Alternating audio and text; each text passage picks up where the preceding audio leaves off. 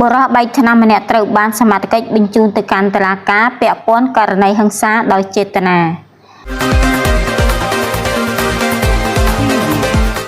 ជនសង្ស័យម្នាក់ត្រូវបានកម្លាំងនគរបាលនៃស្នងការដ្ឋាននគរបាលខេត្តក្រចេះបញ្ជូនខ្លួនទៅកាន់តុលាការកាលពីព្រឹកថ្ងៃទី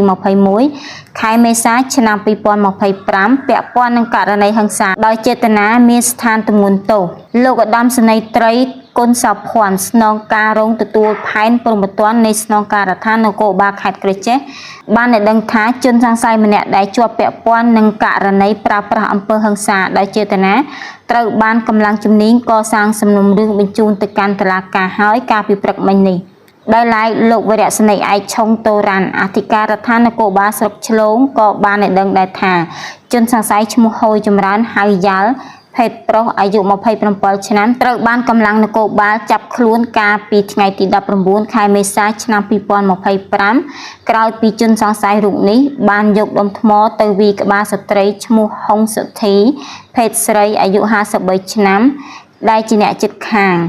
នៅភូមិហាន់ជ័យទី2ឃុំហាន់ជ័យស្រុកឆ្លងខេត្តក្រចេះបណ្ដាលឲ្យរងរបួសធ្ងន់សមត្ថកិច្ចថាជនសង្ស័យគឺជាមនុស្សបែកថ្នាំហើយនៅថ្ងៃកើតហេតុជនសង្ស័យឈ្មោះហូយចម្រើនហៅយ៉ាល់បានយកដុំថ្មដើរចូលដល់ផ្ទះជនរងគ្រោះរួចធ្វើសកម្មភាពយកដុំថ្មវាយជនរងគ្រោះចំក្បាលផ្នែកខាងក្រោយបណ្ដាលឲ្យហូរឈាមសន្លប់នៅនឹងកន្លែងកាត់ហេតុរួចជនសង្ស័យបានគេចខ្លួនបាត់ចំណែកជនរងគ្រោះ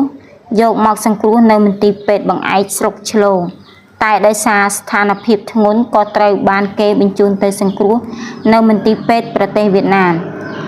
ក្រោយពីទទួលបានបណ្ដឹងពីក្រុមគ្រួសារជនរងគ្រោះភ្លាមកម្លាំងជំនាញស្រុកសហការជាមួយកម្លាំងប៉ុស្តិ៍រដ្ឋបាលហាន់ជ័យចុះពិនិត្យស្រាវជ្រាវនិងចាប់ឃាត់ខ្លួនបានជនសង្ស័យភ្លាមជនសង្ស័យឈ្មោះហូយចម្រើនបានឆ្លើយសារភាពថា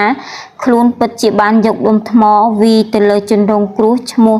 ហុងសុធីពិតប្រាកដមែនដោយសារខឹងជនរងគ្រោះយកទូរស័ព្ទមកថតរូបខ្លួនបច្ចុប្បន្នជនសង្ស័យត្រូវបានកម្លាំងស្នងការដ្ឋាននគរបាលខេត្តក្រចេះកសាងសំណុំរឿងបញ្ជូនទៅកាន់តុលាការ